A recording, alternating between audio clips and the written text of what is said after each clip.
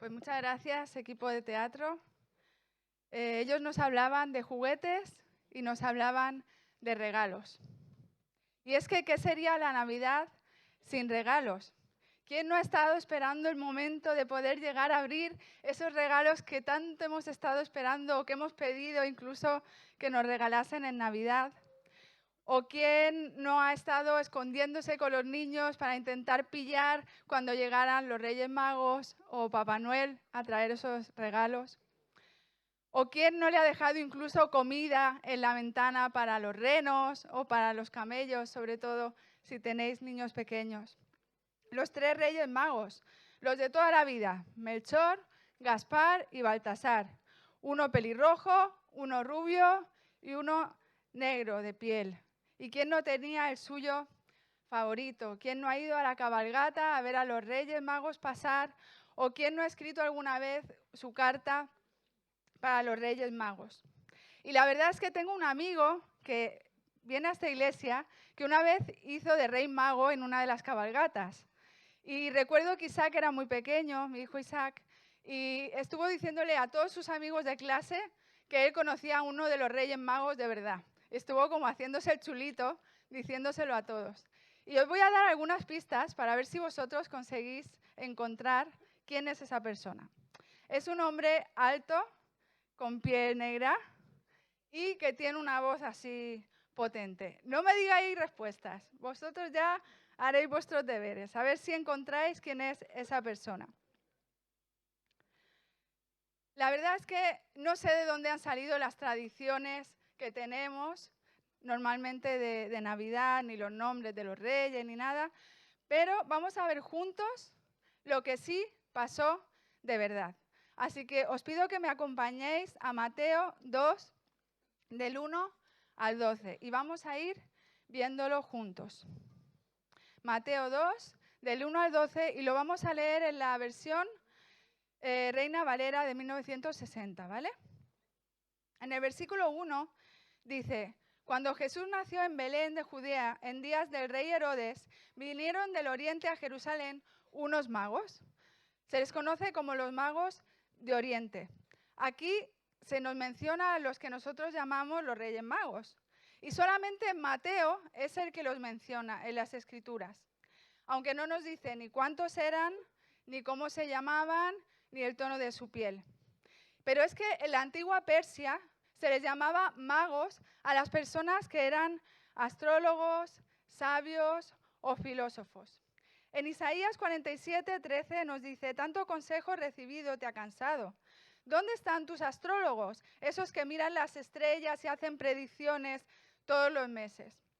Y es que la astrología utiliza el movimiento aparente de las estrellas y de los planetas en el cielo nocturno para reflexionar sobre las relaciones humanas aquí en la Tierra. Estos magos que aparecen estaban estudiando las estrellas y de hecho iban detrás de una en concreto. Estaban estudiando, estaban fascinados con una en concreto, una que les parecía fuera de lo normal. Por eso ellos pensaban que junto con esa estrella había nacido o iba a nacer una persona que también era especial, diferente, extraordinaria. Y de hecho, conectaron esta estrella que estudiaban con la venida del Mesías. Había muchas profecías que ellos conocían, que la gente mencionaba y relacionaba el nacimiento del Mesías. De hecho, la profecía de Balaam en Números 24:17 dice: lo veo a él, pero no aquí ni ahora. Lo percibo lejos, en un futuro distante. Una estrella se levantará de Jacob, un cetro surgirá de Israel. Ellos relacionaron esto y de hecho la siguieron estudiando. Y no solamente la siguieron estudiando, sino que les parecía tan importante que decidieron seguirla. Venían del oriente, de la cuna de Egipto. Tuvieron que viajar miles de kilómetros. Y les traerían también, ellos traerían con ellos productos típicos de su país, que veremos un poquito más adelante. En el versículo 2 nos dice, diciendo: ¿dónde está el rey de los judíos? Porque su estrella hemos visto en el oriente y venimos a adorarle. Llegan a este sitio preguntando dónde está el rey de los judíos y diciendo que ellos vienen a adorarle. Cuando aquí se nos habla del rey de los judíos, se nos habla de aquel que ya ha nacido rey. Y lo encontramos en Mateo 1. Ahí vemos la genealogía de Jesús, del Mesías, del ungido, del Cristo.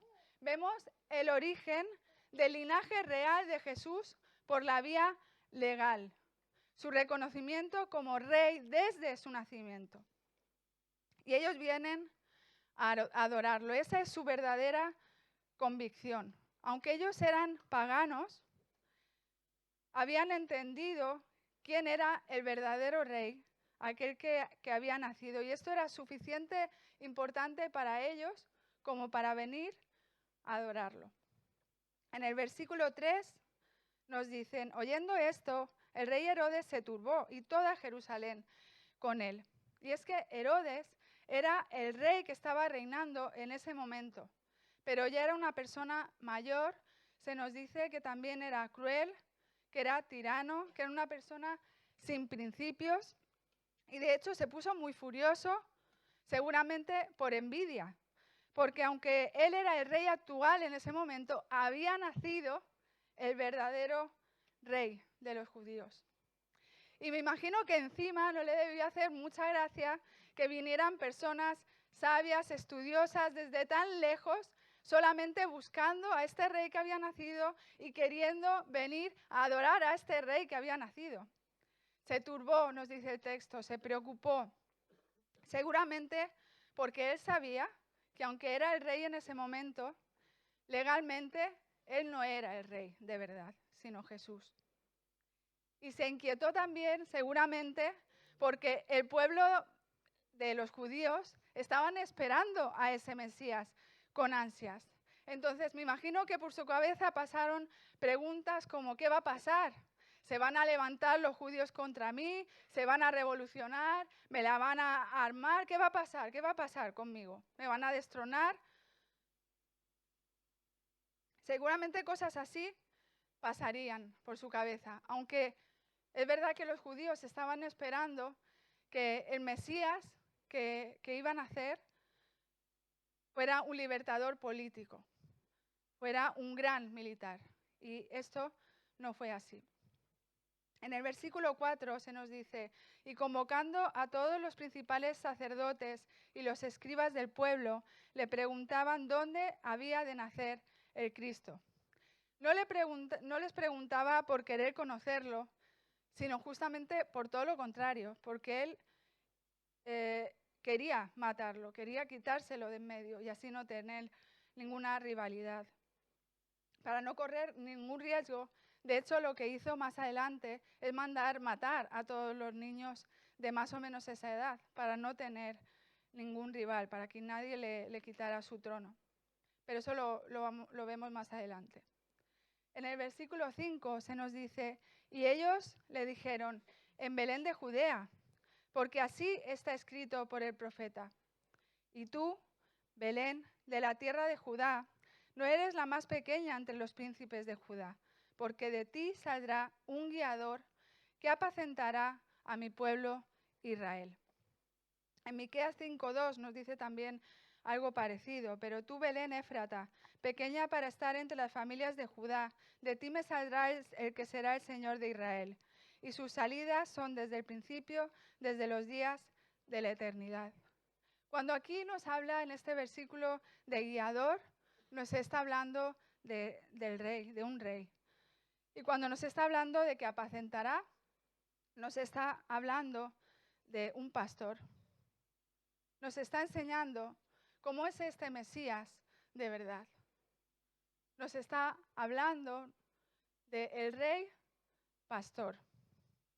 Y también ser rey pastor a la vez era algo que era fuera de lo normal. O se era rey, que lo relacionamos con cosas como autoridad, con poder, con trono, con reconocimiento. O se era pastor, que justo lo relacionamos con cosas diferentes, con cosas sencillas, con protección, con cuidado, con cura, con cobijo, con acompañamiento. pero él era el rey pastor. Y aunque parezca a veces algo incluso opuesto. Y si estudiamos la historia de Jesús, veremos que ese fue su carácter. Él era rey legalmente,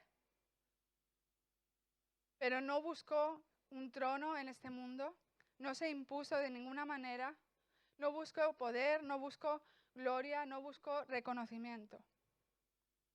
Y su forma de ser, de hecho, era de darse a los demás, de cuidar a los demás, de pastorear a los demás, de acompañarles, de proveer para los demás. Y es que no hay otro igual. Es impresionante cómo es el Señor. En el versículo 7 nos dice: entonces Herodes, llamando en secreto a los magos, indaga de ellos diligentemente el tiempo de la aparición de la estrella. Y enviándolos a Belén, dijo: id allá y averiguad con diligencia acerca del niño. Y cuando lo halléis, hacedmelo saber, para que yo también vaya y lo adore.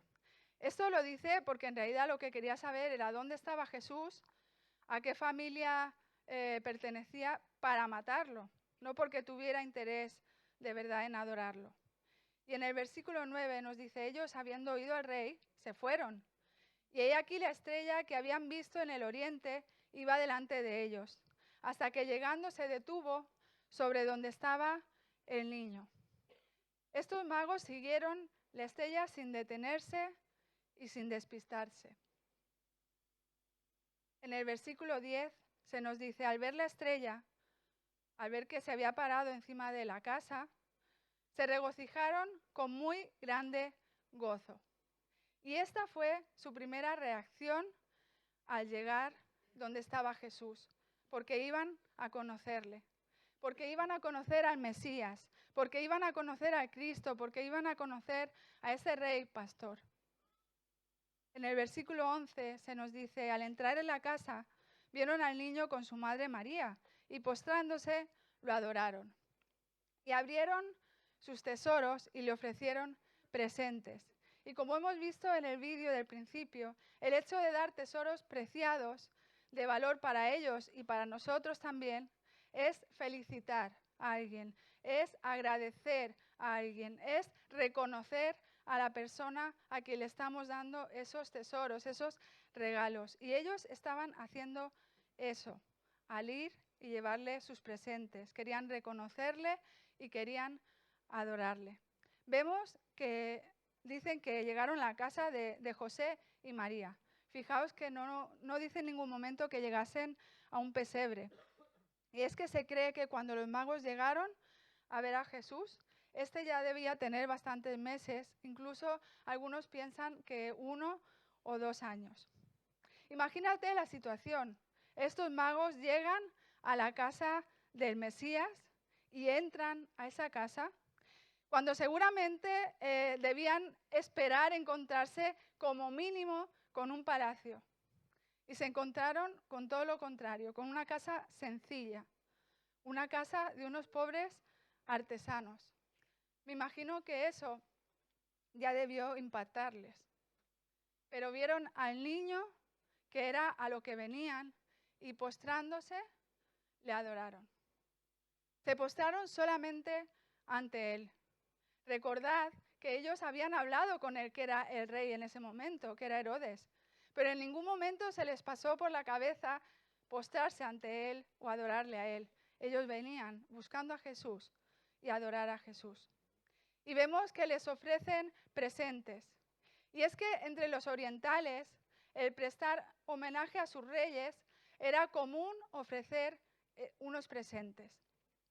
Y vamos a ver qué presentes le ofrecen y por qué estos y no otros. Nos dice el texto que lo primero que le dan es oro. Y es que el oro era un regalo digno de un rey. Era un símbolo de reconocimiento de su realeza. Y ellos, dándole oro a Jesús, le están reconociendo como rey. Le dieron también incienso. En este momento el incienso era una ofrenda muy costosa, aunque ahora no lo sea. Era una ofrenda que se le ofrecía a una divinidad. Es conocido como símbolo de la oración que se dirige a Dios.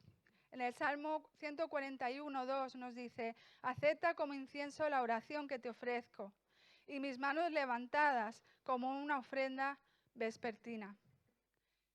Esencialmente, el signo de reconocimiento de la deidad de Dios. Con el incienso le reconocen como Dios. Y le dan también mirra, una especia para un hombre mortal que iba a morir, ya que solía utilizarse para embalsamar los cadáveres. Le ofrecieron oro como a rey, incienso como a Dios y mirra como a un hombre de carne y hueso que iba a morir. Estos regalos no solamente honraron a Jesús en ese momento, sino que pudieron también utilizarse para proveer de los recursos económicos de la familia entera, porque la familia aún no lo sabía, pero pronto serían avisados de que tenían que huir a Egipto porque Herodes iba a querer matar a Jesús. Estos tesoros también servirían para proveer de esos recursos que la familia iba a necesitar. Y qué guay que es Dios, porque está proveyendo también a través de ellos para la familia entera, sin que ellos ni siquiera lo sepan, sin que ellos ni siquiera lo imaginen. Los magos le ofrecieron presentes y adoraron a Jesús por lo que Él era. Y esta es la esencia de la verdadera adoración. Honrar a Jesús por su persona y estar dispuesto a darle lo que de verdad consideramos valioso. En el versículo 12 nos dice: pero siendo avisados por revelación en sueños que no volviesen a Herodes, regresaron a su tierra por otro camino. Herodes les había mandado que a su vuelta le informasen de dónde estaba el niño y de dónde vivía, supuestamente para ir a adorarlo, aunque en realidad lo que quería era matarlo. Y seguramente eso es lo que tendrían que haber hecho si hubieran hecho caso a Herodes. Pero ellos decidieron obedecer la contraorden del cielo. Ellos no volvieron a Herodes a hablar con él, ni tampoco volvieron a pasar por Jerusalén, sino que regresaron a su tierra por otro camino, a contar a las personas que les rodeaban lo que acababan de vivir, a quién acababan de conocer. Y ya no se vuelve a hablar de ellos en toda la Escritura. Este es el único trozo que tenemos de ellos. Pero aparte de haber conocido con más fidelidad lo que dice el texto de estos reyes, o los reyes magos, como los conocemos, me gustaría que en esta mañana pudiéramos pararnos y pensar juntos en algunas cosas. Cuando yo estaba pensando en la estrella, me di cuenta de que la estrella fue el medio que llevó a esos magos hasta Jesús. Y me gustaría que pudiéramos pensar cuánto tenemos nosotros como esa estrella. ¿Cuánto tenemos nosotros como esa estrella? ¿Somos realmente un medio para que otros vean a Jesús? ¿Para que otros se acerquen? ¿Para que otros le conozcan? ¿Les guiamos hacia Él? ¿O solamente nos esforzamos por brillar para que nos vean a nosotros mismos? ¿O para que nos sigan?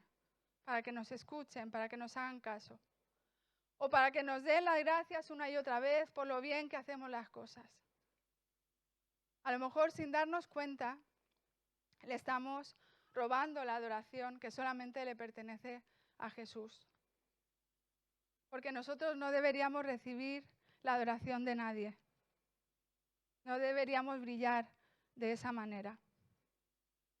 O a lo mejor estamos siendo una estrella apagada, una estrella sin luz, una estrella que parece que no está. Y no estamos cumpliendo con nuestra función y no estamos cumpliendo con nuestro llamado. Y nunca se es demasiado tarde, nunca se es demasiado mayor, ni nunca se es demasiado joven. Cuando pensaba en Herodes, si somos sinceros, nuestras actitudes se parecen a veces más a las de Herodes. Más al menos de lo que nos gustaría reconocer. Celos, envidias, no ceder, ir a la nuestra, miedo a perder el control y muchas otras.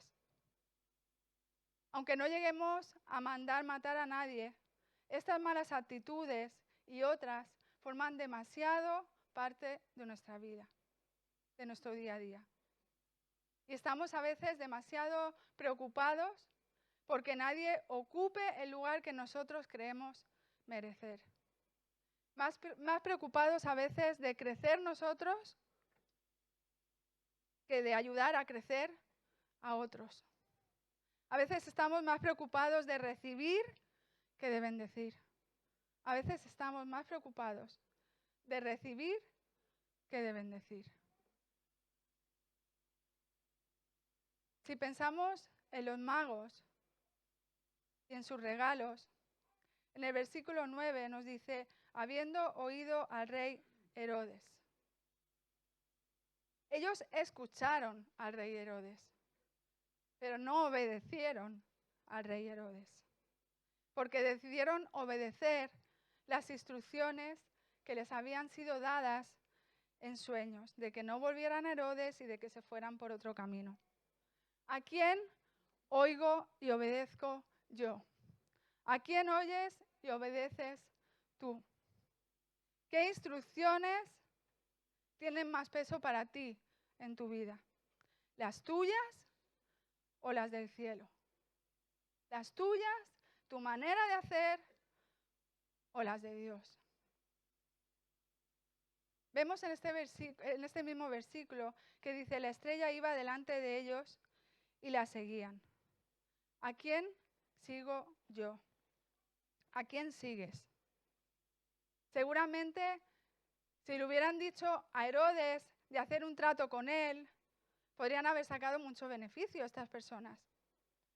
Pero ellos ni siquiera hicieron algo así, porque estaban centrados, estaban enfocados en seguir a la estrella que les iba a llevar a Jesús. Y con qué facilidad a veces nosotros nos desenfocamos, nos desviamos, nos despistamos, nos enfriamos. Pero ellos no se despistaron por el camino, ni buscaron conseguir cosas extras, ni buscaron atajos, ni hicieron chanchullos. ¿Y yo qué hubiese hecho? ¿Tú qué hubieses hecho? ¿Cómo sueles reaccionar tú? Vemos que se nos dice también, se detuvo donde estaba el niño. Ellos llegaron donde estaba el niño porque esa era su meta, ese era su objetivo. ¿Cuáles son mis metas? ¿Cuáles son mis destinos? ¿Hacia dónde voy? ¿Hacia dónde camino? ¿Hacia dónde vivo? ¿Hacia dónde va mi vida? ¿Y la tuya? ¿Son metas terrenales o son metas celestiales?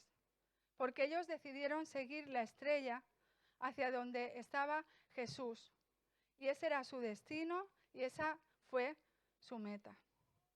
Ellos oyeron y obedecieron, yendo y llegando hasta ahí, sin desviarse, y siguiendo las instrucciones del cielo donde estaba la estrella y del cielo cuando se les había hablado en sueños. Eso oían, eso les guiaba, eso seguían. Y nos dice también, se regocijaron con muy grande gozo al llegar. Esa fue su primera reacción. Y ojo, atentos a nuestras primeras reacciones. Porque a veces nuestras primeras reacciones pueden estar mostrando lo que de verdad hay en nuestro corazón. Lo que sale de forma natural, lo que sale de forma espontánea, sin que pensemos, sin que controlemos. No sé si os ha pasado alguna vez que alguien te haya hecho algo que te fastidia, que te enfada. ¿Y cuál es tu primera reacción en ese momento? A veces lo que hacemos es hablar mal, o a veces lo que hacemos es gritar, o a veces lo que hacemos es enfadarnos a un nivel que se nos va de las manos. Y cuando nos damos cuenta de que esa ha sido nuestra primera reacción, solemos empezar, eso cuando nos damos cuenta, solemos empezar a intentar calmarnos. O a veces nos va bien empezar a respirar como para que no se nos vaya más aún de las manos la situación, como para que no la vayamos a liar más aún. ¿Cuáles son mis primeras reacciones? Y las tuyas. Porque la de estos magos fue tener gran gozo, porque habían llegado, porque lo habían encontrado, porque iban a conocerle. Y eso solo podía producir en ellos gran gozo. Y a lo mejor piensas que cuando nos pasan cosas buenas, nuestras primeras reacciones son buenas. Pues muchas veces ni aún así. Somos tan torpes que a veces ni cuando nos pasan cosas buenas reaccionamos todo lo bien que deberíamos. Yo debía tener 10, 11 años y era mi cumpleaños. Y le pedí a mi madre un bolso negro. Y yo tengo mucha imaginación y ya me había montado mi película mental de cómo iba a ser la tarde de compras de ese bolso. Me había puesto a pensar, iremos a varias tiendas y ya sé más o menos cómo quiero ese bolso, lo haremos así, lo haremos así. Mi cabeza empezó a volar. Y de repente llegué del colegio y fui a mi habitación y me encontré encima de la cama como 10 o 15 bolsos. Y tú dirás, qué guay, ¿no? Pediste uno, tuviste 10 o 15. Pues ¿sabéis cuál fue mi primera reacción? En ponerme a llorar y enfadarme muchísimo con mi madre. Porque no había hecho las cosas como yo quería. Porque yo tenía otros planes. Porque yo quería las cosas de otra manera. Y además le hice saber que ninguno de los bolsos que me había regalado era el que yo quería. Y que ninguno me servía, porque no era como el que a mí me gustaba. Mi madre se puso a llorar. Aparte había perdido el ticket, como siempre. Y se puso a llorar. Y yo, en cuestión de segundos, empecé a sentirme muy mal. Y empecé a darme cuenta de lo egoísta que había sido. De que no había valorado todo su esfuerzo. Yo había pedido uno, ella me había traído 15 bolsos. No era justo que yo la tratara así. No había valorado lo que ella se esforzó por darme esa sorpresa cuando yo llegara del colegio, que me encontrara todo eso. Y tuve que ir a pedirle perdón. Pero mi primera reacción, aún teniendo cosas buenas, no fue buena. Y a veces somos así. Ellos postrándose lo adoraron. Hemos visto que ellos adoran a la persona de Jesús cuando Él aún ni siquiera había crecido. Él ni siquiera había crecido. Ni siquiera había hecho ni un milagro. Ni siquiera había muerto en la cruz. Ni siquiera había resucitado. Solamente había nacido. Pero ya lo reconocen como ese rey pastor y por eso lo adoran. Están dispuestos a dejar sus comodidades para recorrer muchos kilómetros y ni siquiera en un avión de lujo, sino con todo lo que recorrer kilómetros en aquel tiempo conllevaba, solamente para venir y adorarle. Y tu actitud, y nuestra actitud, es una actitud de sacrificio, de entrega, de reconocimiento. Ellos traen tesoros y se los dan, reconociéndole como rey, honrándole como rey, tratándole como rey. Aunque ellos ni siquiera lo sabían, pero sus tesoros también servirían para toda su familia en el viaje que les esperaba. Y es que a lo mejor tu entrega va a ser la provisión que Dios use para bendecir o suplir las necesidades de otros sin que tú lo sepas. Escúchame bien. A lo mejor tu entrega va a ser la provisión que Dios use para bendecir o suplir las necesidades de otros sin que tú lo sepas, sin que tú te enteres. Ellos le reconocen y le adoran por ser rey. Y lo demuestran con sus regalos. Y me gustaría que pudiéramos pararnos a pensar también en Jesús. Porque he dicho antes que solo había nacido, que no había hecho nada más. Pero ese solo va entre muchas comillas. Porque como si fuera poco que Dios se haya hecho hombre y que haya nacido como un bebé y que haya dependido de su madre, que haya pasado frío, que haya pasado hambre y todo lo que siente un bebé, todo lo que siente un niño. Y encima ni siquiera haya nacido en un palacio, ni con un mínimo de lujos, sino todo lo contrario, de una forma súper humilde. Y si nos vamos a Filipenses 2, 6, 8, dice, el cual, siendo en forma de Dios, no estimó el ser igual a Dios como cosa a que aferrarse, sino que se despojó a sí mismo, tomando forma de siervo, hecho semejante a los hombres, y estando en la condición de hombre, se humilló a sí mismo, haciéndose obediente hasta la muerte y muerte de cruz. Es verdad, solamente había nacido, pero nacer como un niño en esas condiciones ya fue no estimar ser igual a Dios como cosa a que aferrarse. Nacer como un niño ya fue despojarse a sí mismo. Nacer como un niño ya fue tomar forma de siervo. Nacer como un niño ya fue humillarse. Nacer como un niño ya fue obedecer a Dios, su Padre, por encima de sí mismo.